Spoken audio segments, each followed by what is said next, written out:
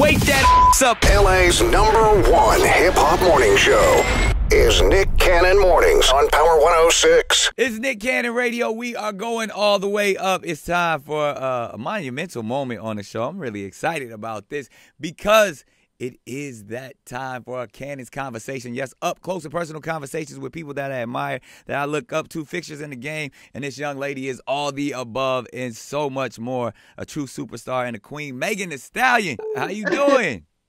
I'm good. How you doing? Man, I cannot complain. I mean, obviously, considering all that's going on in this pandemic, how you holding up during the quarantine? I mean, I've been doing good. Like, I'm not really.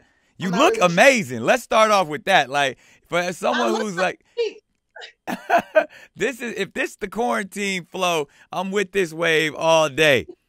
Like, I don't even have my nails done. I don't remember the last time I've been bald fingers. But see, like, I mean, again, this is just me personally.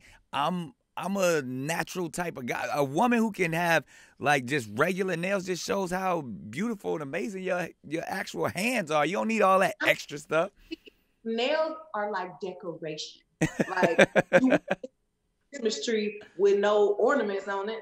So, I like that analogy. That's what I'm feeling like right now. So, the naturalness or the decoration, either way, you are just one of the most influential and hot stars going on. Shouts out to all your hotties out there for keeping you going. But you're also doing a lot of things to create social awareness and giving back during this time as well.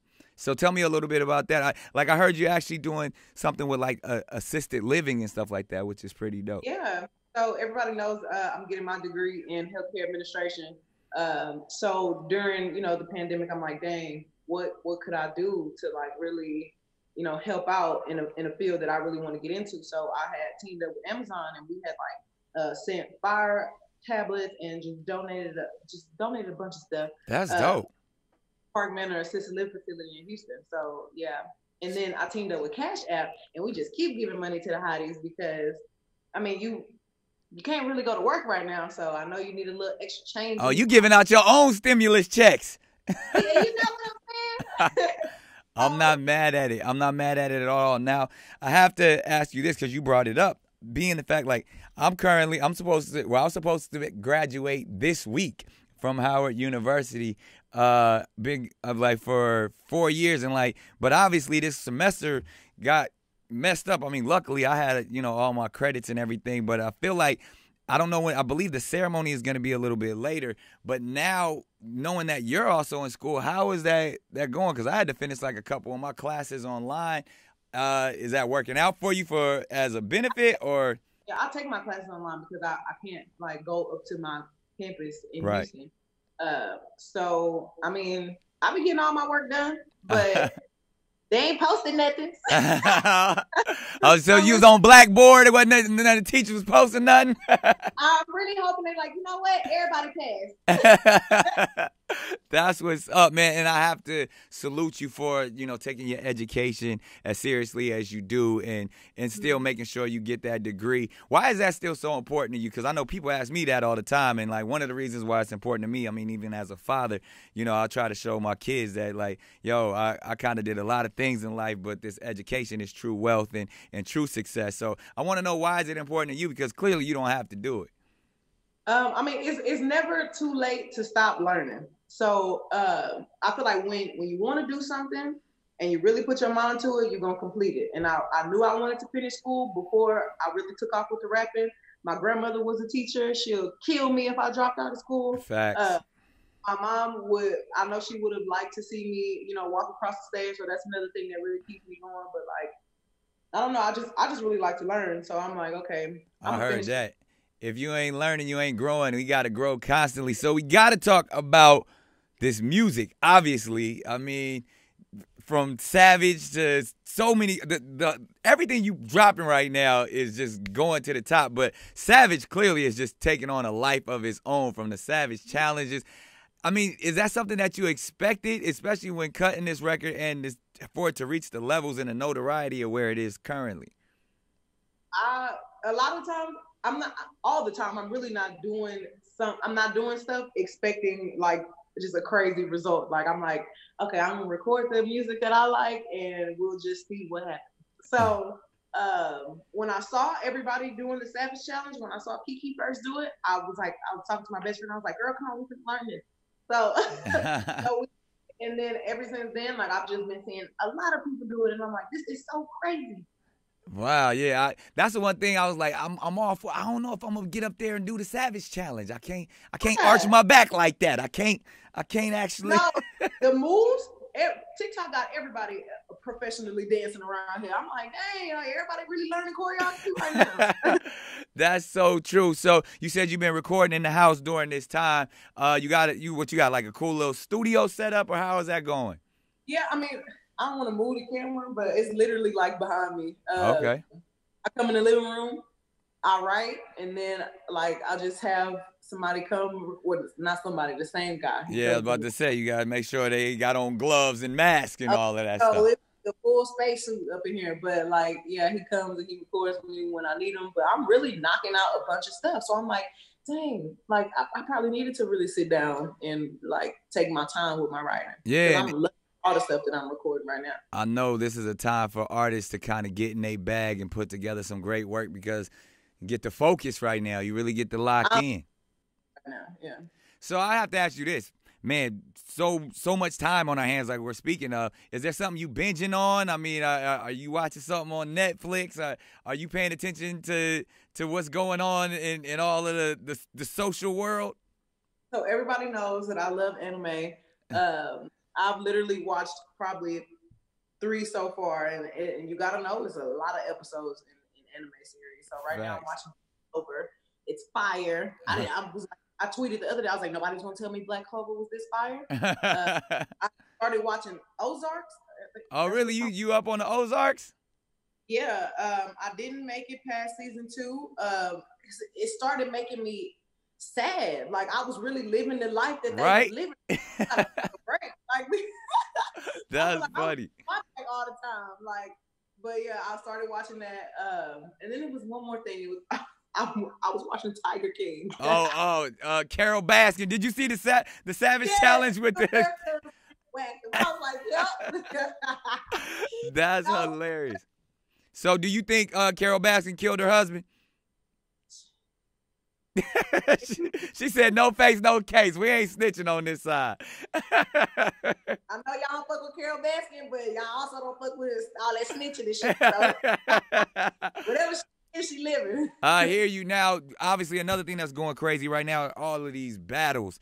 And did you get a chance to check out the Teddy Riley and Babyface joint?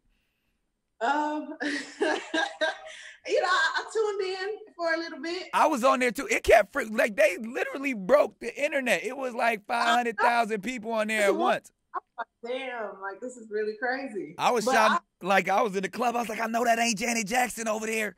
I don't know. Like I feel like all the battles are like really fire when everybody's being a good sport about it. Like it's music. We all listen to music. Yeah.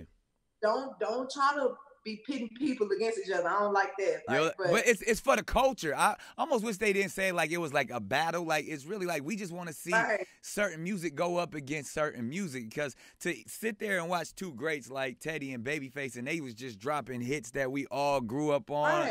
That like that. I want to see some more of that. Who would you like to see?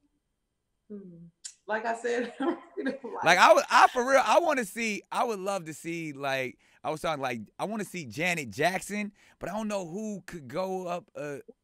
What about like Master P and then like Lil Wayne? Ooh, No Limit, Cash Money. That's a good one.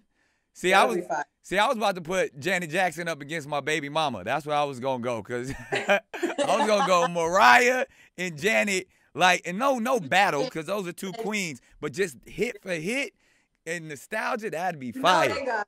Oh my God. Yeah. That was fire. That would be really fire. Yeah, and of course, everybody talking about Dre and Diddy. We would love to see Bad Boy and what Dre, Aftermath, Death Row, all of them days. Those would be hot. But of course, you are a legend in the making. And I know if you keep churning out the hits that you churning out, my goodness. the big boy conversation. Yeah, exactly. So I So, just gotta keep working. hey, what's next? What can we look forward to? Well, since we've been locked up, I've been working on my album. So I really want everybody to just really, get their hot girl pants on because it's coming. It's coming. Put your hot girl pants on. What kind of pants should I put on? Because I don't own hot girl pants. You I got rid of them. Well, yeah, put on your best gray sweatpants. Oh, easy. I mean, it's dark gray now. I ain't going to expose too much. Now, this is a part of the show which I know you can handle because, college educated and everything. We call this the Firing Squad, where we ask questions that just are philosophical / psychological questions. And don't take your time. It seems rapid fire, but it's just the first thing that comes to your mind. We always start it off like this. Simple, truly easy.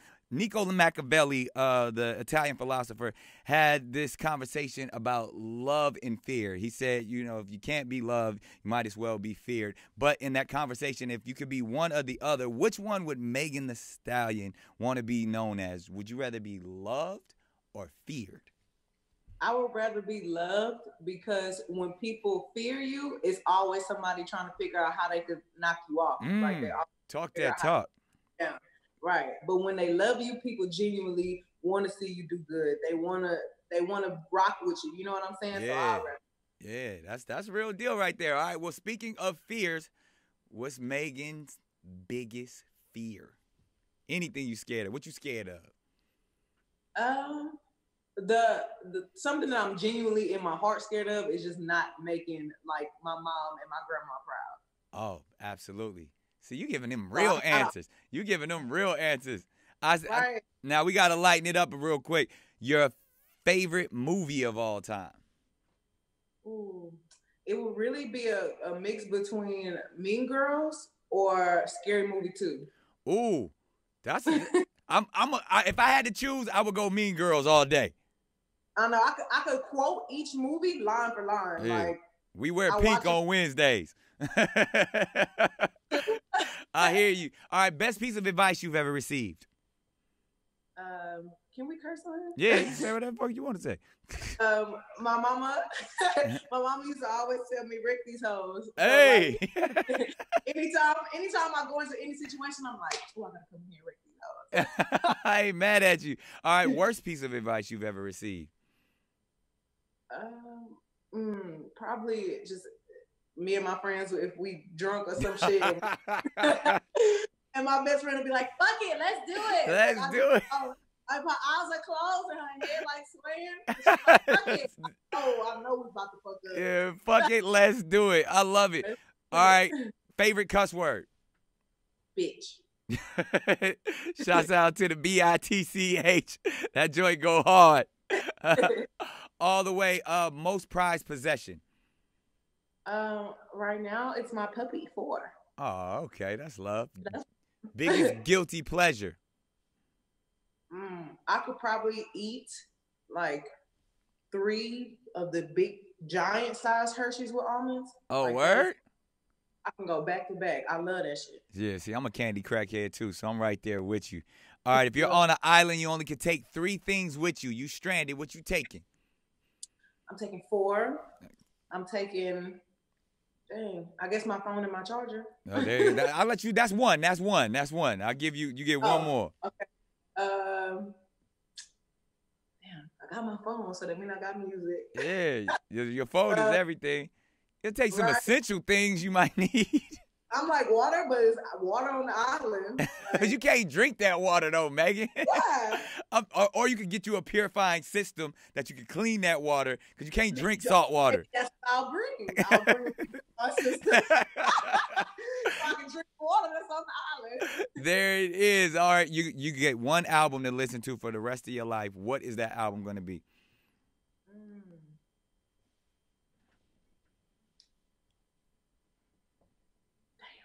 It's a good one, right? Probably Riding Dirty, UGK.